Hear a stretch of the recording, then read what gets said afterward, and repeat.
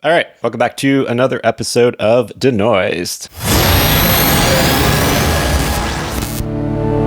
Hey man, how's the weather? It's pretty hot out here. Before we jump into this, I have a question for you and also just viewers, because we saw Freaker Friday this weekend. Freaker Friday. Which was a nice millennial throwback. Yes. Better than expected. Pretty good. But I've been going to the usual Century City AMC. That's theater. a nice one. It's a nice one. Yeah. It's got a pretty good crowd. But then the other day I went to a different AMC and it had a different vibe. And I have a gauge here and I want to see I want to see if this is a Century City specific thing. When you go to the movie at AMC and after all the trailers and ads, before the movie starts, you get the Nicole Kidman. Yeah. Yeah. We come to movies. Movies are magic.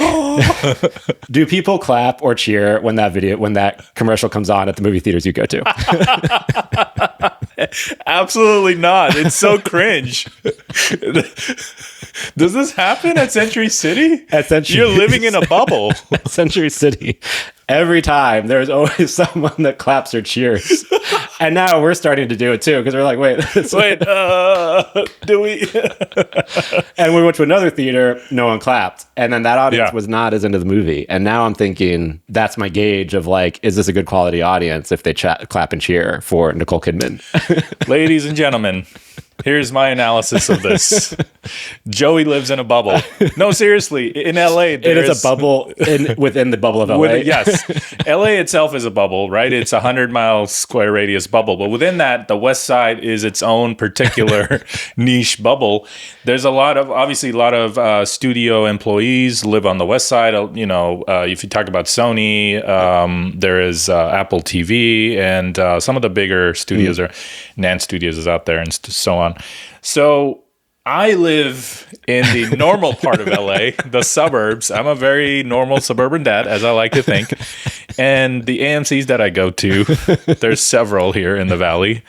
They do not. They're just like, get this shit done. Get this Nicole Kidman thing done. Let's get to the movie. There's nothing to celebrate here. It's so vague. All right. Well, yeah, if anyone else has any clapping, I'm curious, because I've never really gone to the Grove one, and I'm curious if the Grove is like that or the ones in Burbank, because those are probably more of the cinephile. Dude, I used to work at AMC's. I was an AMC employee. But this was pre-Nicole Kidman. Yeah, but this was when they had the little celluloid character guy, right? The little guy that would the film. Yeah, the film guy. Yeah. Wacky inflatable film guy. No, I mean, AMC's are supposed to be the non-pretentious chain, and I think they've been trying to go upmarket with Movie Pass and everything else, the luxury seats, everything else they're doing. But before that, there was several other quote-unquote baller cinema chains. I think they kind of all went out of business during the pandemic. iPick? I mean, they didn't go out of business, but like those kind of chains, like exactly. the upscale. Yeah, like they invented the dining in and the luxury seats. Like Alamo Drafthouse also did not go. They didn't go out of business. No, I think they're around. I've heard of Sony bought them, right? Didn't Sony buy them? Yeah, that's right. So yeah, I think AMC just had to fill that vacuum, if you will, and capture the upscale market. So they brought in an upscale actress and did this whole it's become iconic. In the wrong sense, it's turned into memes. It's nothing to clap about. Joey, next time other people are clapping, don't join them. Now it's become a thing. At first it was like, wait, this is weird. And now we're like, wait, no one's clapping. This is weird now that no one's clapping. I think some of it is like the magic of movie theaters and cinema is something that should be cherished, and it's like a nostalgic feeling. So maybe there's some clap energy there. Yeah, I think it's just the vibe of that specific theater and the audience of that specific Century theater. City Mall has turned into quite the upscale mall. Like, there are upscale malls in LA, but that one is like really, I mean, now they've turned it into like an outdoor-indoor play. I mean, all the restaurants are like super gourmet. Growing up, like 20, 30 years ago, Century City Mall was... I am bummed I was not here in LA when Spielberg opened his submarine restaurant at the mall. Yeah, so back then that AMC was just where like it would be incredibly crowded, and it's the one you want to avoid if you want to avoid the crowd, right? So that was one of the most popular theaters in the LA area. Yeah. But now it's like the upscale one. Yeah. I mean, it's the main biggest one in that area. All right, cool. Enough detour. But yeah, let me know about AMC, everyone else, if anyone claps for Nicole Kidman. I'm curious about this. All right, first story. Netflix dropped their guide on how their internal users and partners should use and think about generative AI. Yeah, this is a big, bold step for Netflix, and they've always been the first to drop, I would say, official documentation on emerging technologies. And this just goes to show Netflix's internal and external sort of facing dedication to adopting new technology. So if you remember a couple of years back when virtual production was super brand new and people were quite frankly a little afraid to use it, Netflix dropped a series of partner guide documentation on like what to do, what to use it, what is 2D, what's 2.5D, what is Moray, what camera should you use, what kind of panels, and it was pretty detailed, and I covered it pretty well back then. And I was just thinking, like, there's got to be generative AI use within Netflix. I mean, we talked about the Ethernaut and and they came out recently and admitted that they use Gen AI for some of the VFX shots. Yeah, and Ted Sarandos famously said, I mean, Bryn quoted us on that, is like, we want Gen AI to make movies 10% better. Not cheaper, not quicker, but just better, which is really encouraging. It's like, okay, you want to do things that were just never possible. So if you are using generative AI at certain price points, I think that's the other part with like the Sarandos quote, where it's like, we wanted to make better at certain price points, because for a lot of projects they have budgets that it's like that type of project, they'll give it that type of budget. If you can make it better with the same budget, cool. Right. I like, for example, $100 million movie is probably not going to touch AI because there's just enough hands on it, enough resources on it for it to just do what it does. But at $10 million, now you're like, oh, what's AI going to do for the show? Right. So they put down some really interesting guiding principles, and a lot of it makes absolute sense. I mean, just working in AI sphere and coming up on like ethical issues, security issues, you know, is the data being trained? Is it being used? And they lay it out so clearly. Right. Permission, trading on union rights, getting talent permission for different use cases. Yeah. All right. So yeah, they've got these guiding principles. They got 5 of them, and that kind of encapsulates how they're thinking about both more so if you can use Gen AI and just kind of go ahead with it, or if you want to use Gen AI, if you need to get legal approval first. So guiding principle 1, outputs do not replicate or substantially recreate identifiable characteristics of unowned or copyrighted material or infringe any copyright protected works. That's very obvious. Yeah. And that's stuff we've talked about too, of just like focusing on the outputs and not infringing on specific characters, but also just like styles. You want to avoid IP, elements. And the other thing is you want to avoid people, because once you get into recreating and digital twinning, and that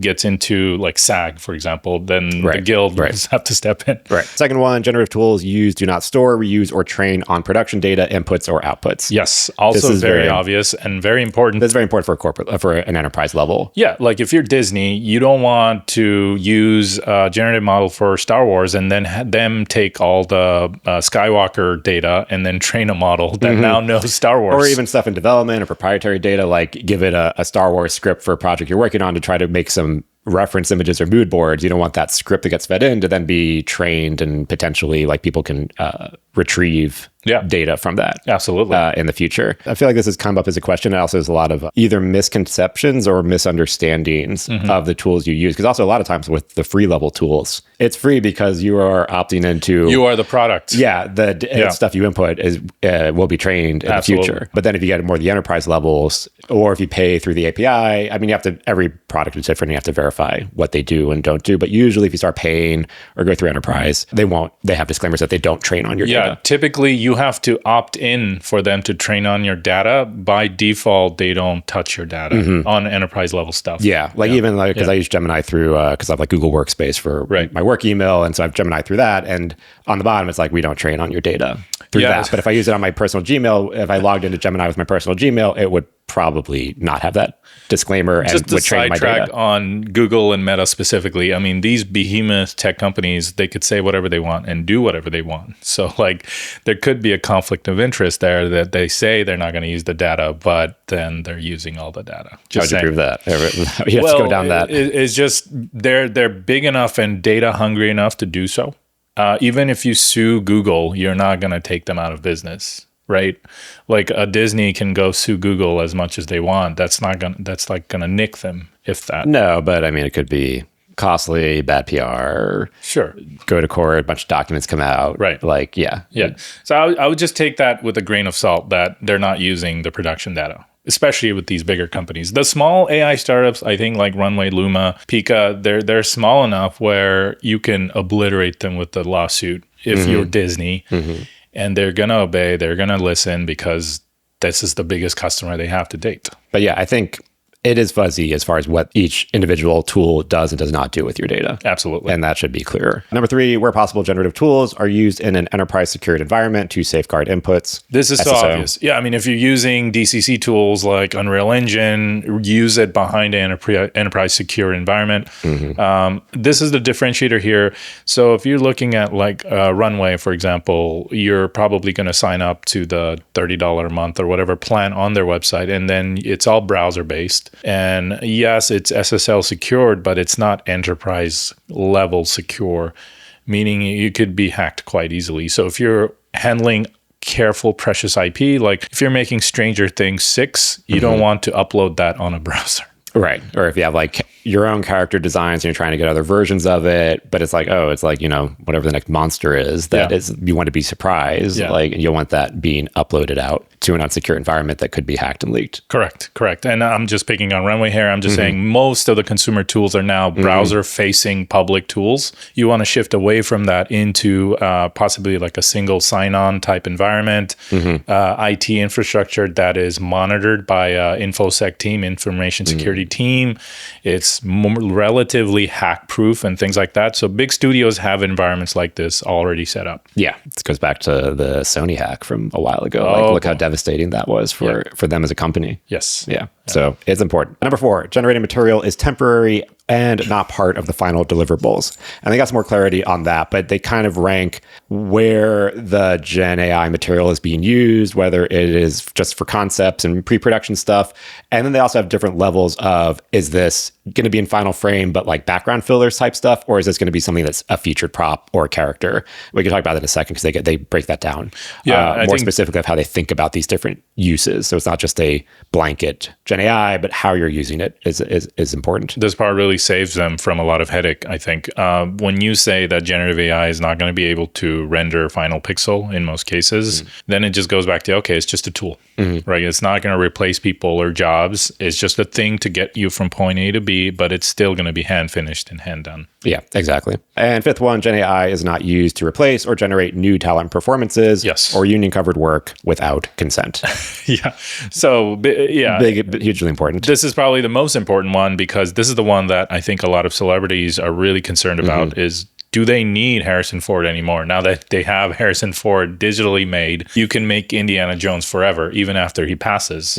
So is his family going to be able to profit from that? And for that protection, you have Screen Actors Guild and other protection in place. Those protections have to now cover generative AI digital twinning. And that's a very large example. There's also just like much smaller examples, like we need to do ADR, we need to change a line. You know, can we use 11 Labs just tweak a line with your voice? And a lot of the vibe has just been like consent and clarity, and just being upfront with the talent, with everyone involved. Just like, hey, we want to do this. Is that okay? And in some cases, yes. Some cases, maybe they. Yes, with a fee, or in some cases, like, no, I'd rather just ADR it or something else. But You're right. I mean, that's just like a sweeping example. But it'll be more minute and day-to-day, like what you mentioned is like, we need a pickup line here and things like that. Or we have Adrian Brody from this side, but we need to generate him from this side. So we have Adrian Brody doing a Hungarian accent. We just need to tweak the performance a little bit. Yes, exactly. With his full permission and involvement. Yeah, actually reading some of this stuff reminded me a lot of the Brutalist stuff, especially too with the architecture rendering images. That was the other, because the Brutalist, it was like the Adrian Brody respeecher stuff, but then it was also the Midjourney images. The storyboarding. For which they said was even just used for generating ideas, and then they sketched them out that was in the final film. Sure. But in this use case that Netflix is talking about, where they sort of rank the different importance of if you're using Gen AI for just generating background material that's not featured. I mean, can you imagine how much better storyboarding would have been if now they were using Midjourney back then, like my guess 2 years back, and now with Flux Kontext and Nano Banana and all the newer models, like how much better storyboarding could be. You can have actual Adrian Brody faces throughout the storyboard and be consistent. Yeah, I mean, I think it's under realized yet, but I think pre-pro and how we think about prep and storyboarding, like that whole concept will change. Yeah. And just, like what if you could build out or redo the film and before you start shooting? Absolutely. If you scroll down to the proposed use case matrix all the way at the end. Yeah. I think it sums it up there really nicely. What we talked about with AI being used for previs, for storyboarding, for stuff that's really not going to make it anywhere near final pixel. Check mark, green check mark. Yeah, green light. Go for it all day long. If you're going to just do background elements that may appear on camera or may appear on a VFX plate somewhere, then use your best judgment, right? Don't generate like a Star Wars poster or something like that. And then the rest are like, talk to your representative. Talk to your Netflix representative. You need approval first. But yeah, these are like, getting into, it could be problematic. We really need to like, case by case basis, figure this out. And those are using Gen AI to create final character designs or key visuals. So featured character, featured prop, using Gen AI for talent replication, re-aging or synthetic voices, and then using unowned training data, example, celebrity faces, copyrighted art. That one feels a little like, especially if you're just using a model that's been trained on a bunch of stuff that's a black box, like where, because Netflix has partnerships with Runway and some of the other companies that have had. See, the thing that we don't fully, and this is something that we could talk about on another podcast. Is like the training has been done and the model is just now outputting. So now instead of focusing on what it trained on, let's focus on what it can and cannot output. Right, which is what we talked about. And what I feel is like probably going to be the more important thing with what is your prompt, what is your output? Because also I had some highlights here, but one of them that I thought was interesting was in their creative output section, avoid using inputs, examples, prompts, images that reference copyrighted materials or likenesses. Duh. And we talked about that before. It's like, when you put in the prompt, like in Pixar style or, in Miyazaki style. Right. Yeah. That it's like that. Yeah. That's like kind of crossing the line. And it's like, that's not cool. Original. That's a very distinct style. Especially if you are at Netflix level making a show that's millions of dollars. You don't want to risk it in any way by doing a dumb. And I would hope to. Netflix is hiring, trained professionals like that have their own artistic style and not looking to just make a ripoff of another existing style. The reason they got to that level and they're making a show greenlit by Netflix is because they're really good. And at that level, have an original vision. You're not just copying and biting stuff off. So this 5 use case or 6 use case matrix, I think sums up everything really elegantly. And I think this is amazing thought leadership and one that other studios should follow. So I'd expect perhaps Disney or Warner Brothers or Amazon to have a similar sort of documentation. Yeah, and kudos to Netflix. They're always really good at putting out this documentation for everyone to see. They have their technical blog where they post a lot of technical breakdowns, and they're always really good with kind of just posting, and also, like you said, with the virtual production, having that resource that wasn't just, gatekeeped for actually people behind a Netflix, wall for providers. It was public information. I think their internal thought process is like, if we operate at the largest scale, how do we even make 1 or 2% difference in our partners, right? Because those are the folks that are making all these shows. So if we can influence them or steer them even a little bit, that helps us internally, because Netflix might have thousands of employees, but if you look at the thousands of shows they make, they're severely understaffed. So anything they can do on a structure basis at scale just helps them. There was one other thing too that I thought was interesting, and this ties into how I've been thinking about AI and how other people have been thinking about it in more of the nonfiction space, like documentary work, and where you're working with actual archival material and where making documents that might seem like they were actually archival material, but they're generated to have a line or have a distinction, so that more so in the future, things don't get misinterpreted as like a historical looking video that maybe was taken from an image and turned into a video, that doesn't get misinterpreted as an actual video of an actual historic event. Which I think this is probably going to be a problem in the future of blurred lines, but Netflix has it in their documentation too of some Gen AI generated props or set pieces may be considered incidental, for example, a historical document shown briefly in the background. However, if the element is prominent, this was not what I was looking for. This is such a good example, because if you take a show like Ancient Apocalypse, I think that was the Graham Hancock show. A lot of the B-roll could have just been generated with AI. Like you're talking about ancient Turkey, people farming in ancient Turkey. you're not going to go through VFX for that shot. That's going to cost you $10,000. Yeah. You want to generate that in Runway. Yeah. Well, I think they're also referencing more recent material. This is the quote I was looking for. I was reading the wrong quote. Ethics and representation, misleading or misrepresentative content. Avoid creating content that could be mistaken for real events, people, or statements if they never actually occurred. Example, fabricated footage, dialogue, or scenes presented as authentic. So like an example, using Gen AI to create a fake news segment featuring a real journalist delivering a fabricated statement, even if it's intended as background. Right. So that, I mean, you've had Wolf Blitzer, like in Mission Impossible, where he was doing like some fake news readings of stuff. Yeah. But it's like, you had him there, and, we all knew it was a fake news thing. But if you start creating fake news stories in the realm of the world, or taking images and turning them into video, and then if it gets misinterpreted in the future, it's like, oh, look, that thing really did happen when you're sourcing, like from a documentary perspective. We've gone back to other films that have used other clips to be like, oh, where can we source and find clips of a thing we're working on? Right. And if we see something, we're like, oh, look, that's a real clip. But if it was generated, that it gets murky in the future. Of course. Yeah. Yeah, makes sense. Anyways, that was a side part of this, but kudos to Netflix for dropping this out. And remember, they're the ones that dropped the approved camera list, which I think not just Netflix partners, sort of like the everybody standard uses. Of like people just figuring out if a camera is. They're like, should I get the red Komodo? Yeah, duh, it's on that list. That has sort of become the stamp of it's a high quality camera. I mean, like even you make documentary films. Like for you, that's like a good reference. It's like, you have a new camera that your DP has, you're like, should that be used? And then maybe you're... Yeah, I mean, look, I will say also from shooting films that have been acquired by Netflix, that's more the Netflix approved thing is like, if Netflix takes your pitch and funds it and it's a Netflix produced film, then you have to follow more of the standards and stuff.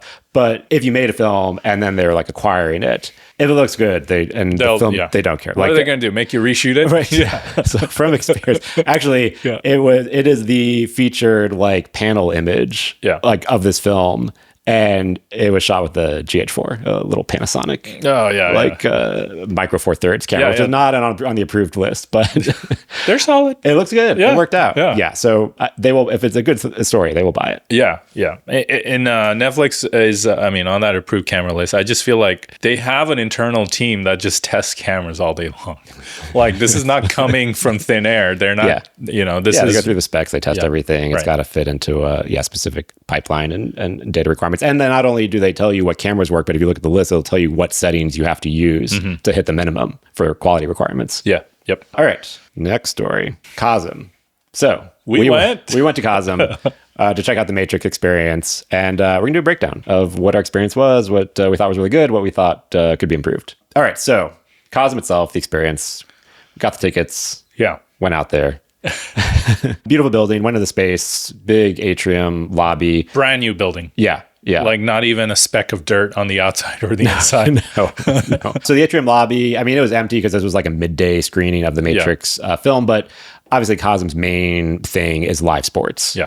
And so the main atrium area is like the general admission overflow sports bar where it's built for big groups. Yeah, if you don't get a seat in the main dome arena for a live event, they got a sports bar. You can like basically, it's like a sports bar on steroids, like huge LED screen. It's not the immersive experience like Cosm, but you can watch the same sporting event for like a cheaper general admission ticket. Yeah, absolutely. And even from the outside, and we're going to show you the videos here, even as you walk in, you're immediately walking into a very techie space. There's a lot of LED signage, a lot of neon lights, and even the bars have ambient lighting on them. So I think right when you walk in, you're like, oh, this is a futuristic little it space. Feels like an elevated experience. Yeah. Yeah. And then you got some escalators, and then you can go, the actual dome itself, or the sphere, is 3 stories. Yeah, it's much bigger than I thought. I thought it was just like an IMAX size thing, but it's bigger than that. Yeah, and on the first floor, you could walk up, and I was surprised you could like walk up and touch the wall. LED panel. Yeah. What were your impressions of the LED panel? So I thought, the LED panels being the primary thing and the primary draw, right? Because that's where the content is being consumed from. I thought they would go with a higher quality LED panel. Like a bigger pixel. I mean, I've looked at LED panels for like 4 years, and from the naked eye, it looked to me like a 5mm pitch. And the some of the alignment because it's a curved wall, some of the alignment was a little bit off too, so you could kind of see the seams on some of them. Okay. And to make matters worse, I think some of the panels were a different batch, so they might have a slight color shift on them as well. Okay. But I'm being very nitpicky. You are being very picky because once it turned on, and also, I mean, I'm based on our distance from the screen, I would not say the bulk of the video was blurry. Not at all. Yeah, and I would even add to that and say that geometric configuration of where the audience should be versus where the dome is super dialed in. Even where we sat pretty up front, and from there you have a pretty good peripheral vision of the whole thing. Like you're not super close to the screen. Yeah. So we sat on the second floor in the middle, in the front row, which actually I think might have been a little too close with where our seats were, but it was a good center spot. I think if you're on the bottom, it'd probably be a little bit too low or weird. Yes. Especially for this Matrix screening. But the bottom was just the lounge seats. Remember, there was no actual seats at the very bottom. Oh, there weren't like seats? We were the lowest floor. Okay. And then it was 2 floors above us. Tier above us. Yeah. So we got our seats. They had a pre-trailer show kind of thing. I got motion sick off that. Oh, did you? From some of the... So, I mean, it's good and bad. The good is like, it's so immersive. Yeah. And so when they're playing footage that has motion in it and it's just like VR, that you start to feel it. Yeah, because they played they played like a hype reel of like their live sports events. Awesome. That stuff looked amazing. Yeah. And like I'm like, I really want to go back for the live sports. And like that is what this thing was built for. I don't even watch sports. I'll just go there. Yeah. And that one for the most part, and we did this in our Cosm breakdown, which we'll post a link to, but like they have their own custom camera feeds at these events. And these feeds are like, 50-yard line or at the end zone or the goal or by the basket, and they're wide and they're static because if you moved, that would be problematic. Yeah. And some of them moved. Like, I think there was like a surfing video where the camera was underwater. That was their documentary stuff or videos that they're also promoting. And that one did have camera movement. Yeah. And that one was like, And even though they had a UFC clip, and I think the camera was like a PTZ a little camera. shaky. Yeah. And I think it panned slightly, and I was just like, yeah. I mean, when it's covering your whole periphery, that's when motion is really sensitive. Yeah. It's basically the same effect. Yeah. When I wear headsets and I get motion sick head in the headset. Yeah. You don't need 3D. You just get motion sick. Yeah. So, but aside from that part, seeing the demo clips of the sports stuff, awesome. And the image quality looked great, and you're just like feel like you're in this massive. I mean, we went in for the Matrix, so we did see a couple of people wear leather outfits and the sunglasses. It was great. It was great. And then and then we'll show you on the video, they had the dripping green code thing everywhere. Yeah. So the Matrix, the movie itself. Yeah. And we talked about this with The Wizard of Oz. It was like they took the Matrix movie, put it in a square box, rectangle box, same aspect ratio, same movie. The movie itself did not change, but then they would build immersive environments based on the scene outside of the movie. So that's the right way to say it, but I will say in experience, it was so much cooler than that. Oh, 100%. Right? Yes. I mean, that was the biggest draw, or that was the biggest highlight of this experience. Like we've seen The Matrix. Yeah. We know what the movie is. Right. Being in these environments, so like when he's in the office and he's trying to escape, it's like the immersive environment is either his cubicle or like the building. The building outside the office. And and big enough where you're like, I'm like looking around just to kind of explore this new virtual world because it's fun to like check out what they built. Do you remember that scene in the office where for those of you who haven't seen the spoiler alert, Keanu is looking down, Neo's looking down, and he has like vertigo because it's so high up, and then the camera on the virtual environment pans down, and you get the same feeling. You're like, man, which was great. Yeah, it was awesome. Yeah, and I think they used Unreal for a lot of the environment built. The reason I say that is Unreal has a very distinct render quality that I picked up, and also I recognized a lot of the marketplace assets. I was like, oh, I know that chair. That's from Decagon. Also, they did do a good job too of having cues and environmental like cues in the environment that tied into the film. So like when they drop the bomb in the government building and blow it up, and then you're like in the lobby in the government building, and then the lighting changes and like it kind of turns into flames. Or even like when they were doing the gunfight, the panel destruction in the virtual environment matched what was happening in the movie. The synchronization was perfect. Yeah. I think the crescendo of the two things working together was when the helicopter that made the Neo and Trinity are in a helicopter. They're rescuing Morpheus. The helicopter comes crashing into this building, and instead of exploding, it kind of distorts the reality feel of the Matrix. So there's like a ripple. That ripple, even the individual waves of the ripple, was so well synced to the movie. You saw it ripple outside of that rectangle box, go all the way across the entire thing, and then it kind of comes back and explodes. And that like return and that energy that you get was so spot on. Yeah. Oh, and they also had they must have had like basses or seat rumblers in the seat too. Yeah, they have haptic on the seats from during the explosions. It was like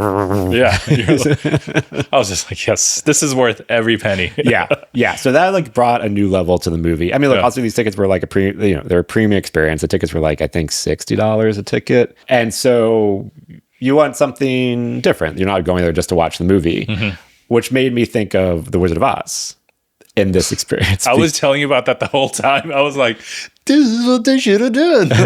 Well, but do you still think that way? Because like I like watching like the movie. Basically, I mean, we're watching the unmodified movie in the virtual environment. Yes, the Sphere is a much bigger space. They're charging more for a ticket. This led me to believe like, okay, I would understand even better what the Sphere is doing, because they're like trying to make something different and new and different and unique to the space. Completely novel and never existed before. Right, and unique to that space, because if you want to watch the Wizard of Oz movie, you can just do that. And if you want to watch it on a big screen, you could probably just go find some place that's playing like 70 millimeter print somewhere and watch the movie on a big screen. I think we're both right. I think you're absolutely right that the Sphere, because who they are in the space, they're the leaders, they're the innovators, they're the ones pushing the boundary. They should absolutely do what you're saying they should do.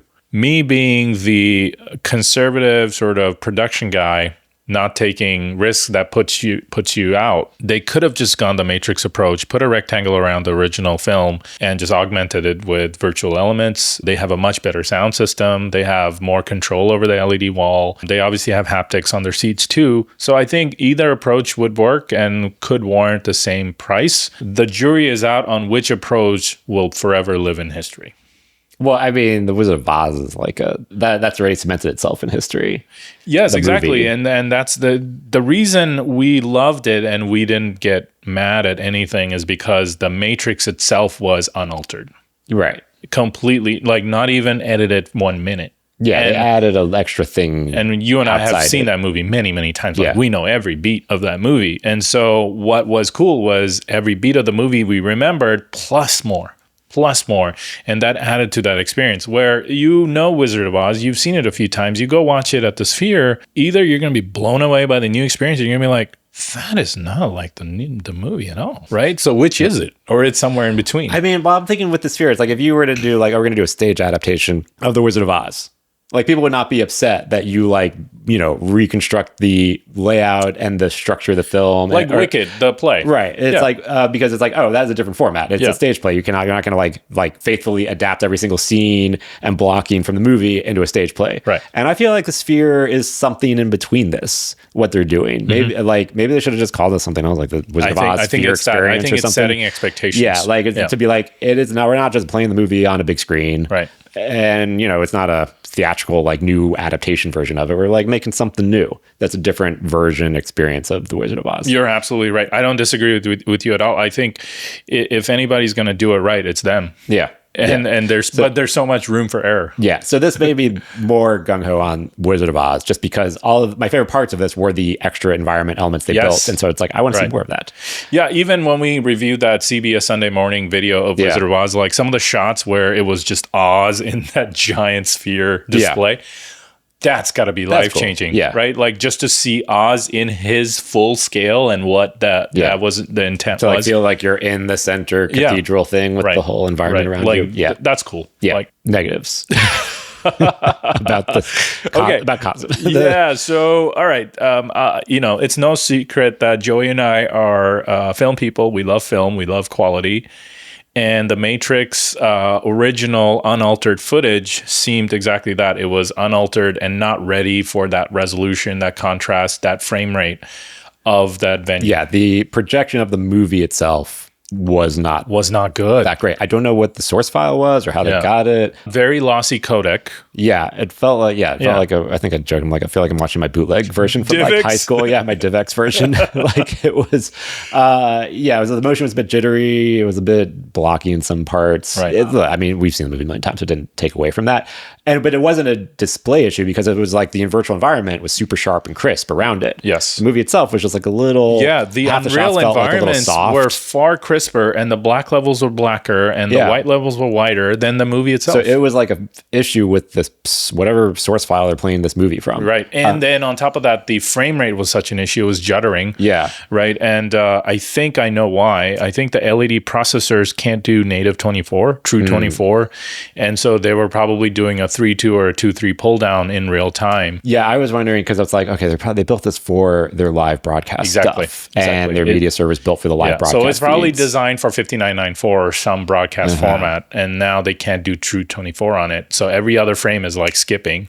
I don't know. But it's a good thing. That seems likely because I'm thinking like, but they do like 8K live feeds and stuff. Like they can handle this. Like resolution is not the problem. Yeah. Well, we thought with it blowing up, it was a little like it could have been sharpened or enhanced. There was definitely to me, it felt like a color space conversion issue where the original source material was a really narrow gamut. And so a lot of the banding and the compression of the color spectrum was super obvious when viewed next to stuff that was native to that. Maybe it was in Rec 2020 or whatnot, and the inside of it was Rec 709. You could see it. A little problematic. We talked about like, oh, why didn't they also up-res this or something and go through it? And I mean, just throw the whole thing in Topaz. My theory too is like, well, who knows what the licensing and the rights issue are? You probably can't modify the film at all. You're probably right. That would be modifying the movie. Like it's like they did not modify the movie at all. It's in the box and everything around it they changed. Right. But it really looked like it was a 2K box in a 4K or 8K venue. Like it handle there was bigger. No upscaling. Yeah. So that was that was probably the main complaint. We've seen the movie a million times, so I remember we were going there for an experience, so it wasn't like, oh wow, this is killing it. But so before the movie started, Joey and I were like just looking at each other like, is this going to be the final quality of the film? And then the stuff started happening with the periphery, and we're like, oh, awesome. We totally forgot about it. Didn't care. And then my other complaint is not with the projection itself, but so when I got the tickets, then I was like, hey, do you want the Matrix food experience? Heck yeah.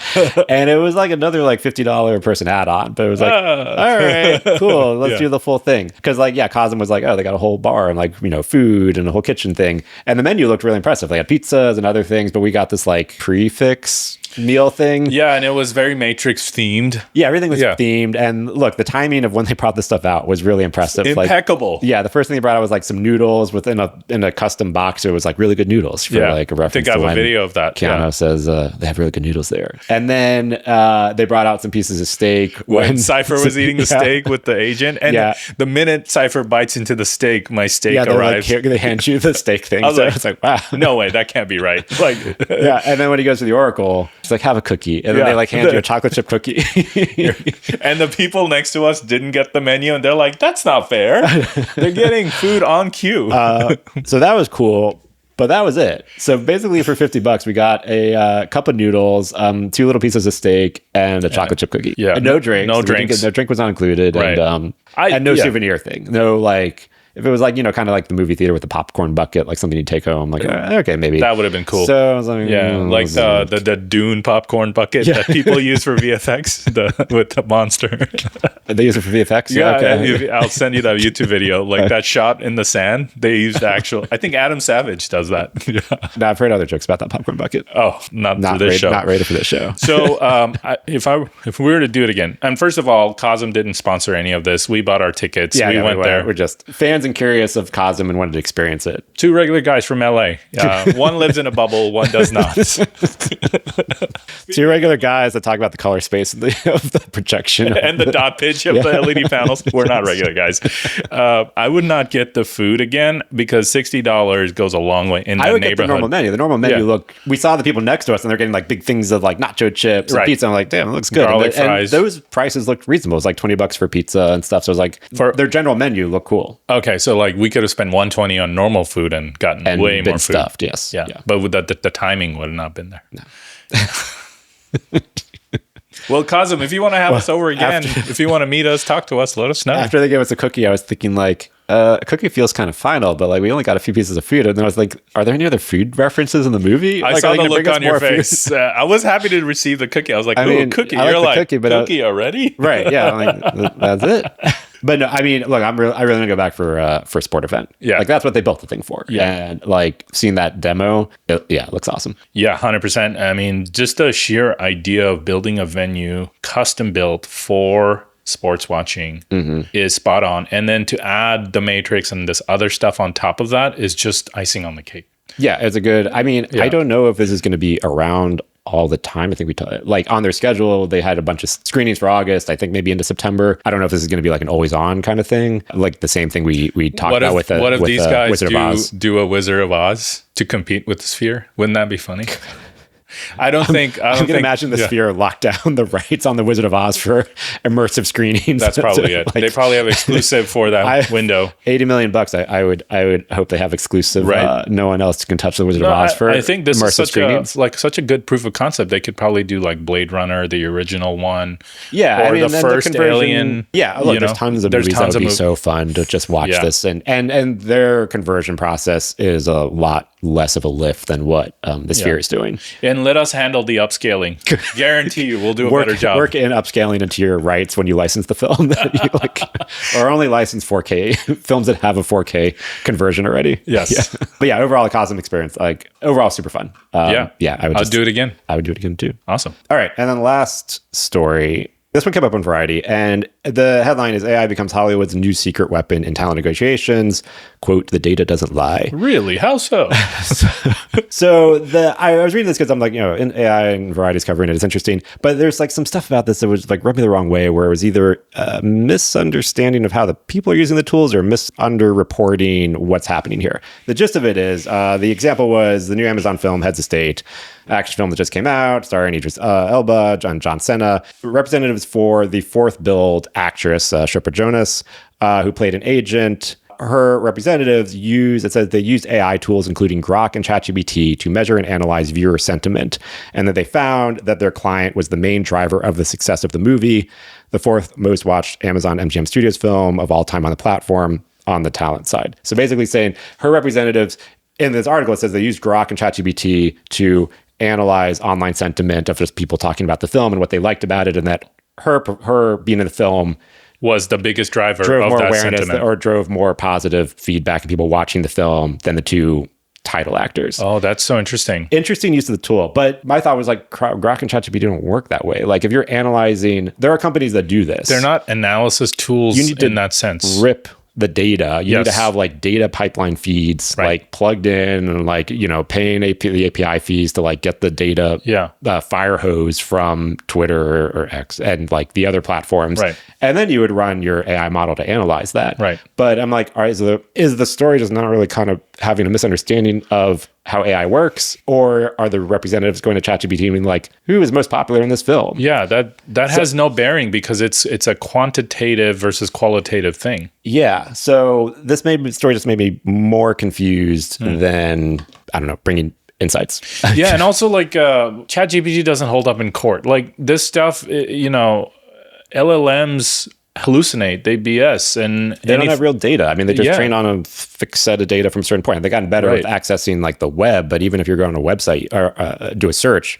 you're not gonna get an answer like this. Yeah, I think it'll probably go to like a Rotten Tomato or some public site or Box Office Mojo, and it'll pull some data and then do its own sort of interpretation of that data. But that's not the ground truth. And you can't base like compensation and negotiation of contract that way. Yeah. So I'm wondering, are they using other tools that they just didn't cover? I mean, there are tools that do this, and, the studios pay and license them. Some of the tools are Brandwatch, Sprinkler, Meltwater, Talkwalker. These are all like websites and companies that like their bread and butter is analyzing online sentiment. There's I think a company called Movio that does purely does analytics of box office and stuff like that, which the theaters and the distributors use as well as studios to then develop their next slate. Yeah, and part of the argument of the story with the representatives was like, oh, the studios already know all this stuff. They pay and they have their own internal data. Yeah, and it's they like, have account managers here. Right, and it's like, we want to know this data too for our talent, so we just have leverage, in future negotiations, which I think is great and cool. Yeah. I'm just more confused by this article of if the article just didn't report it correctly, or if the managers are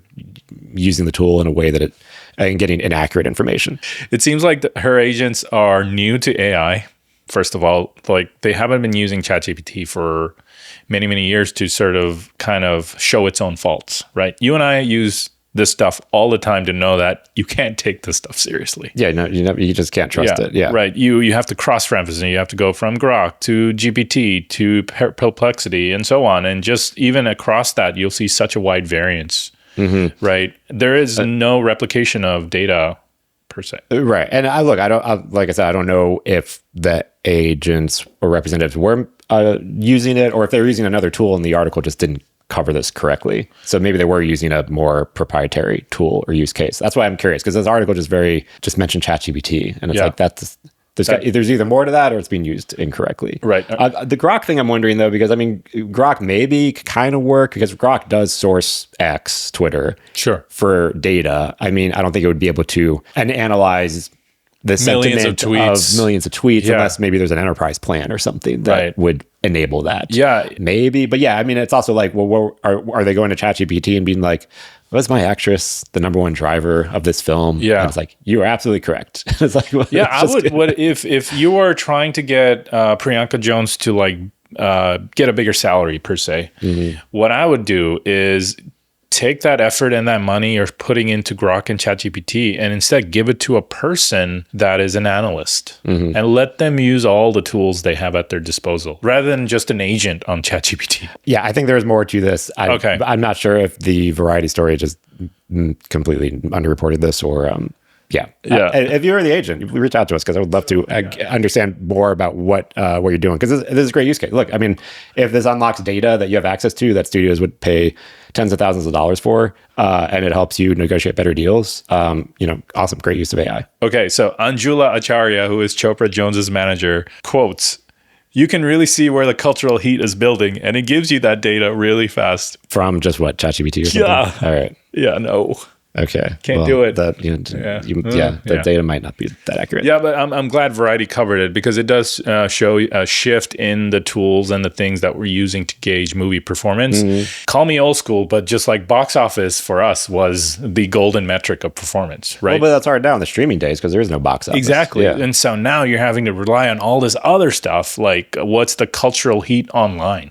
Right. How do you even measure that? Right. Yeah, for sure. And but if they get the companies that do monitor the risk, they are very expensive. So like if there is like a more accessible but DIY also accurate way to measure this. Yeah. Awesome. Great. That would be great for talent. I would imagine if you go out to OpenAI as a big agency like WME or CAA, any of these guys go to OpenAI and say, build me a custom model. Yeah, you're right. The agencies would be the best place to go, because it's like, hey, we could use it for all our clients. Right. And we can... And I'll give you $10 million to build this model. Yeah, they would collectively have the budget to build a tool like this. And then you can actually come back with actual ammunition. Yeah. All right. I think that's a good solution. Okay. Hire us as consultants. We'll connect the dots for you. I know Sam Altman. All right, good place to wrap it up. Links for everything we talked about at denoisepodcast.com. We could really use another review on Apple Podcast or Spotify. It's been a little quiet on those two frontiers. YouTube's been awesome, but if you are on the podcast doing it on Apple or Spotify, give us a review, give us a follow, or tell your friends and family. Thank you. All right, thanks everyone. Catch you in the next episode.